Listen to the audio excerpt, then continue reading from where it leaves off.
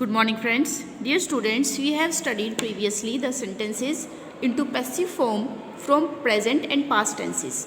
Today we shall study passive form of imperative sentences. Imperative sentence means a sentence which starts with an action verb and the subject you remains silent in the sentence. So we have to transform the sentence into passive voice without the framing of subject, because there will be no direct subject in the sentence. We have to translate sentence with let plus B. जब हम transform करेंगे sentence को let and B की help से transform करेंगे. Let B नहीं लगाना चाहते हैं आप, तो आप यू आर ऑर्डर्ड टू लगा सकते हैं. सेंटेंस के अकॉर्डिंग ऑर्डर्ड, एडवाइज, रिक्वेस्टेड लगाएंगे. For example post this letter, आप लिख सकते हैं let this letter be posted. Second form, first form से वो आपको थर्ड फॉर्म में चेंज कर देंगे. इसको आप ऐसे भी लिख सकते हैं you are ordered to post this letter. To के बाद आने वाली वर्ब इन्फिनेटिव बनाती है, तो टू के बाद वर्ब ऑलवेज फर्स्ट फॉर्म में आती है, तो ये वर्ब फर्स्ट फॉर्म में ही रहेगी यहाँ पर जब आप टू लगाएंगे, क्योंकि आप ऑलरेडी वर्ब को थर्ड फॉर्म में जो यूज़ करेंगे वो आपकी ये वर्ब है ऑर्डर्ड, एडवाइज, रिक्वेस्टेड. तो टू के बाद इन्फिनेटिव फॉर्म में वर्ब फर्स्ट फॉर्म में आएगी. ठीक है. प्लीज़, सर, मैडम, काइंडली, ये वर्ड सेंटेंस में आएंगे तो हम लगाएंगे you are requested to. For example please help me. Please को रिप्लेस करेंगे by you are requested to help me. इस तरह से सेंटेंस को पैसिव फॉर्म में चेंज करेंगे. और एग्जांपल्स देखेंगे इसके. Sir give me some time, you are requested to give me some time. Kindly cooperate this child, you are requested to cooperate this child.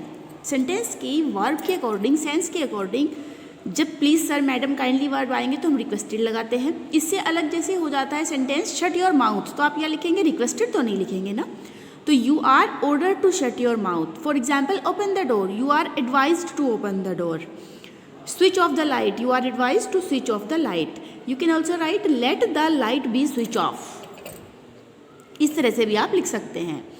Open the door, let the door be opened. इस तरह से आप sentence को लिख सकते हैं late की help से. आप लेट नहीं लगाना चाहते हैं तो आप रिक्वेस्टेड, ऑर्डर्ड, एडवाइज्ड लगाएंगे, क्योंकि रिक्वेस्टेड के बाद हम दूसरी वर्ब हमारे सेंटेंस में ऑलरेडी है. एक एक्शन वर्ब से तो इंपेरेटिव सेंटेंस शुरू होगा ना, तो वो वर्ब ऑलरेडी है तो उसका हम इन्फिनेटिव बनाएंगे. इन्फिनेटिव बनती है वो फॉर्म जब टू के ठीक बाद वर्ब की फर्स्ट फॉर्म आती है. टू को ऑलवेज ध्यान रखना है आपको कि वर्ब की फर्स्ट फॉर्म ही फॉलो करती है एक्सेप्शंस को छोड़कर. तो यहाँ पर वर्ब की फर्स्ट फॉर्म टू को फॉलो करेगी और थर्ड फॉर्म जो है वो आपके पास रिक्वेस्टेड, ऑर्डर्ड, एडवाइज्ड, सजेस्टेड इस फॉर्म में आएगी. ठीक है. आप सेंटेंस नेगेटिव भी हो सकता है. डू नॉट को आप या तो लिखेंगे you are forbidden to.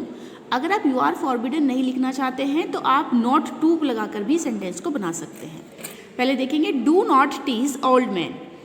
Old man यहाँ पर आपके सेंटेंस का ऑब्जेक्ट है. अगर हम इसको डू नॉट से ही बनाएंगे तो हम लेट से बना सकते हैं. Let the old man not be teased.